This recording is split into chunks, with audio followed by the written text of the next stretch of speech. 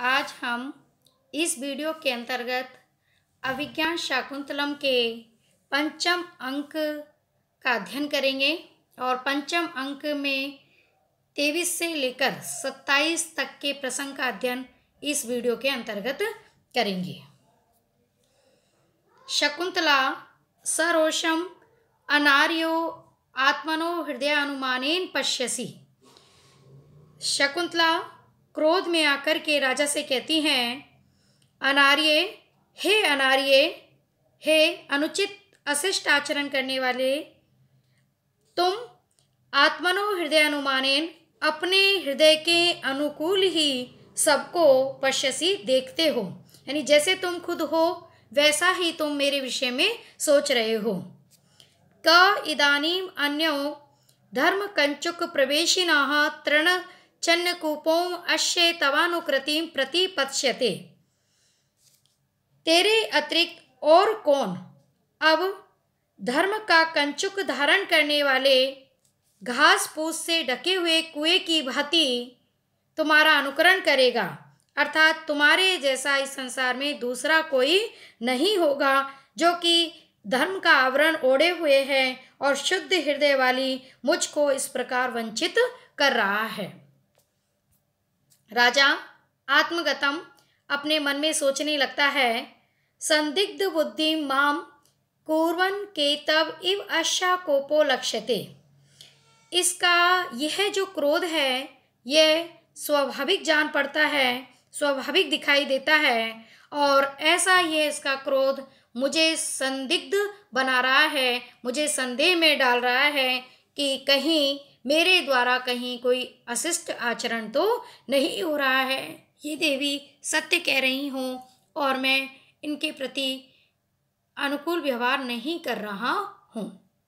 तथा ही अन्य, क्योंकि इनके द्वारा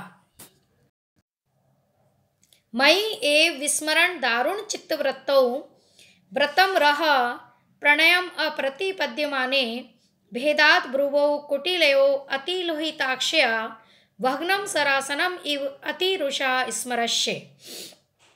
यहाँ राजा शकुंतला के क्रोध को देखकर सोचने लगते हैं कि ये देवी कहीं सत्य तो नहीं कह रही हैं और मेरे द्वारा कहीं कोई अशिष्ट आचरण तो नहीं किया जा रहा है, क्योंकि इसका जो ये क्रोध है ये बिल्कुल स्वाभाविक जान पड़ रहा है। उसी संदर्भ में आगे इस पद्य में राजा कहते हैं, विस्मरण दारुण चित्तव्रतौ, अर्थात हम दोनों का जो गांधर्व विवाह हुआ है उसकी विस्मृति के कारण कठोर चित्तवृत्ति वाले रह एकांत में घटित हुए रह व्रतम प्रणयम, एकांत में घटित हुए प्रणय व्यापार को अप्रतिपद्यमाने स्वीकार न करने वाले मई मुझ पर अतिरुषा अत्यंत तीव्र क्रोध के कारण अतिलोहिताक्षया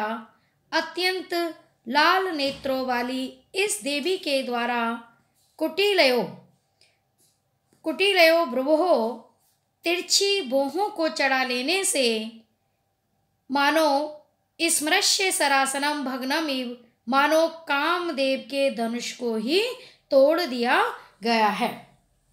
अर्थात कहने का भाव यह है कि इसके साथ गांधर्व विवाह हुआ या नहीं इस विषय में मैं स्मरण नहीं कर पा रहा हूँ, जिसके की कारण मेरे द्वारा गांधर्व विवाह को अस्वीकार किया जा रहा है, इन्हें अपनाया नहीं जा रहा है और इसलिए कठोर चित्तवृत्ति वाला हो जाने के कारण मेरी ओर यह अपनी क्रोध के कारण लाल नेत्रों को और अपनी बोहों को तिरछा करके जो मुझ पर डाल रही हैं, तो ऐसा लग रहा है कि मानो कामदेव का धनुष ही तोड़ दिया गया है।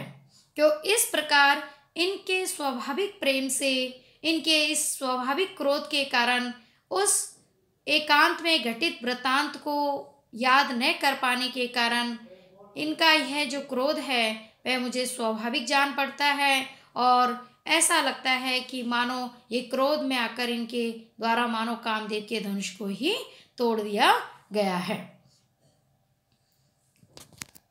राजा के द्वारा शकुंतला के स्वाभाविक क्रोध का वर्णन करने के बाद राजा शकुंतला से प्रत्यक्ष रूप में कहते हैं कि प्रकाशम, प्रकट रूप में कहते हैं, भद्रे, हे कल्याणी, हे देवी, प्रथितम दुष्यंतस्य चरितम, दुष्यंत का चरित्र तो सर्वत्र प्रसिद्ध है, तथापि इदम न लक्ष्य, फिर भी जो तुम मुझ पर आरोप कर रही हो यह मुझे अपने में नहीं दिखाई देता है।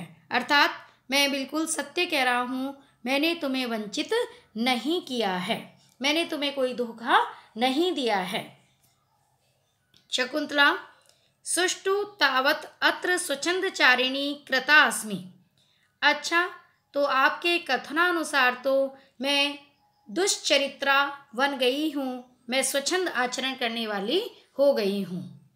यो अहम अश्य पुरुवंश प्रत्येन मुखम अदो हृदय स्थित विशिष्य हस्ताभ्याम उपगतः, क्योंकि आज मैं पुरुवंश पर विश्वास के कारण, पुरुवंश प्रत्येन, पुरुवंश पे विश्वास के कारण, मुखम अदो, मुख में तो मधु, मुख मदो, मुख में तो जिसके मधु है, और हृदय स्थित विशिष्य, हृदय में विष भरा हुआ है, ऐसे तुम जैसे वाचाल व्यक्ति के हाथ में आ गई हूँ। अर्थात तुम्हारे जैसे व्यक्ति का मैंने विश्वास किया, इसीलिए मैं आज स्वच्छंद आचरण करने वाली बन गई हूँ, तुम्हारे कारण मैं संसार में दुष्चरित्रा हो गई हूँ। इति पटान्तेन मुखम आवृत्य रोदती, ऐसा कहकर वह अपने आंचल से मुख को ढककर रोने लगती है। सारगर्भ कहते हैं, इत्थम आत्मकृतम प्रतिहतम चापलम दहती, इस प्रकार अपने आप की गई अनियंत्रित चंचलता दुखदायी होती है, दुखद परिणाम वाली होती है, संताप का कारण होती है। अतः परीक्ष्य कर्तव्यम विशेषात् संगतम रह अज्ञात हृदयेषु एवं वैरी भवति सौहृदम।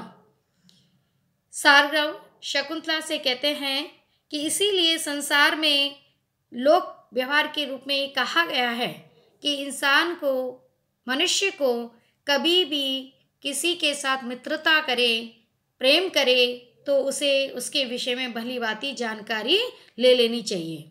तो इसी प्रसंग में सारगर्भ कहते हैं, अतः परीक्ष्य कर्तव्यम विशेषात् संगतम रह अज्ञात हृदयेषु एवं वैरी भवति सौहृदम्।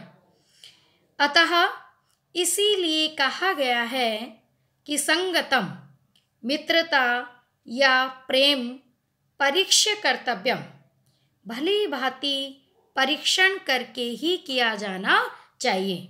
अर्थात किसी भी व्यक्ति के साथ मित्रता की जाए या प्रेम व्यवहार किया जाए तो पहले उसके कुल के विषय में, उसके चरित्र के विषय में, उसके आचरण के विषय में भली भांति जान लेना चाहिए, उसके बाद उसके साथ प्रेम या मित्रता की जानी चाहिए।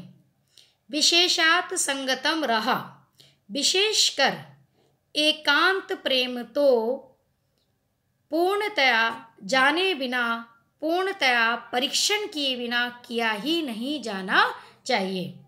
सारगर्भ कहते हैं कि किसी से भी मित्रता या प्रेम किया जाए तो वह पूर्णतया उसके चरित्र को, उसके आचरण को, उसके व्यवहार को जानकर किया जाना चाहिए, और खासकर गांधर्व विवाह या एकांत मिलन तो पूर्णतया जानकारी के पश्चात ही किया जाना चाहिए। अज्ञात हृदयेषु एवं वैरी भवति सौहृदयम्। अज्ञात हृदयेषु, जिसके हृदय का ज्ञान ना हो, अर्थात जिसके हृदय की था न ली गई हो, ऐसा सौहृदयम, प्रेम या प्रणय व्यवहार तो वैरी भवति, विद्वेष का कारण होता है, शत्रुता का कारण होता है। यानी जिसके हृदय के विषय में हम नहीं जानते हैं, ऐसे उस व्यक्ति के साथ किया गया प्रणय व्यवहार विद्वेष का कारण होता है। इसलिए सदैव प्रेम व्यवहार भली भांति व्यक्ति के चरित्र को देखकर, जानकर, समझकर ही किया जाना चाहिए। सारगर्भ कहते हैं, सा असूयम, ईर्ष्यापूर्वक या थोड़ा सा क्रोधाभिभूत होकर श्रुतम भवद्भि अद्रोत्तरम, यानी आप लोगों ने ये निकृष्ट उत्तर सुन लिया है। यानी राजा कहते हैं कि आप ऋषियों से कहते हैं कि आप क्यों इन देवी की बातों में विश्वास करके मुझ जैसे चरित्रवान राजा के विषय में इस प्रकार के अनुचित बातें कह रहे हैं। तो इस पर सारग्रव क्रोधाभिभूत होकर कहते हैं सासूयम, अर्थात क्रोधपूर्वक या ईर्ष्यापूर्वक, श्रुतम भवद्भि अभि अद्रोत्तरम, आप लोगों ने ये निकृष्ट उत्तर सुन लिया। आजन्मने साठ्यम अशिक्षितो य तस्या प्रमाणम वचनम जनस्य परातिसंधानम अधीयते यही विदेति ते संतु किल आप्तवाचः। यहाँ सारग्रव राजा के वचनों से क्रोधाभिभूत होकर कहते हैं कि इस प्रकार ये राजा की जो बातें हैं वह बड़ी अनुचित है। वह सारग्रव का पूर्व कथन सुनकर के राजा कहते हैं कि क्यों आप इन शकुंतला के कहने पर मुझे दोषी समझ रहे हैं। मैं सर्वथा निर्दोष हूँ और मेरे चरित्र के विषय में तो सारा संसार भली भांति जानता है। तो इस पर प्रत्युत्तर देते हुए सारग्रव कहते हैं कि आ जन्मने साठ्यम अशिक्षितो यह तस्या प्रमाणम, यह जिसने आ जन्मने जन्म से लेकर साठ्यम धूर्तता को अशिक्षित कभी भी नहीं सीखा है, तस्य ऐसे उस व्यक्ति अर्थात तस्य जनस्य ऐसे उस शकुंतला के वचनों को तो अप्रमाणम अविश्वसनीय माना जाए, और यही जिसके द्वारा परातिसंधानम दूसरों को धोखा देना ही विद्या इति अधीयते विद्या के रूप में सीखा जाता है, ते उन लोगों को आप्तवाचः संतु विश्वसनीय माना जाए, उनके कथनों को सत्य माना जाए। यहाँ पर सारग्रव व्यंग्य रूप में राजा से कहते हैं कि आप शकुंतला के वचनों पर अविश्वास करने की बात कर रहे हैं, जिसने जन्म से लेकर आज तक कभी भी साठ्यता, धूर्तता, कपटता क्या होती है ये सीखा ही नहीं, जाना ही नहीं। ऐसे उस व्यक्ति के वचनों को तो मैं प्रमाणिक मानूं, और जिस व्यक्ति को दूसरे को धोखा देना, छल करना, कपट करना यही विद्या के रूप में सिखाया जाता है, एक राजा को कूटनीति के रूप में ये सब सिखाया जाता है, तो ऐसे उस व्यक्ति के बातों को प्रमाण माना जाए, ये कहाँ तक युक्ति संगत है। यानी सारग्रव के कहने का भाव यह है कि वस्तुतः यथार्थतः अगर हम समझे तो शकुंतला सत्य कह रही हैं और यहाँ पर आप ही का वचन असत्य है। राजा भो सत्यवादीन अभ्युपगतम तावत अस्मावीर एवं, हे सत्यवादी हम लोग तो ऐसे ही हैं, किम किम पुनर्इमाम अति संदाय लभते, फिर इस स्त्री को धोखा देकर हमें क्या मिलेगा यह तो बताया जाए। तो सारग्रव कहते हैं विनिपाते तुम्हारा पतन होगा। राजा कहते हैं विनिपाते है पूर्वई प्रार्थ्यत इति न श्रद्धेयम एतत्, पुरुवंशी व्यक्ति कभी भी अपना पतन नहीं चाहते हैं, अर्थात कोई भी विश्वास नहीं करेगा, क्योंकि पुरुवंशी कभी भी ऐसा कार्य नहीं करते हैं जिससे उनका या उनके राज्य का पतन हो। सारद्वत कहते हैं सारग्रव किम उत्तरेण, उत्तर प्रत्युत्तर से क्या लाभ, अनुष्ठितो गुरु संदेशः, हमने गुरु का संदेश पूर्ण कर दिया है।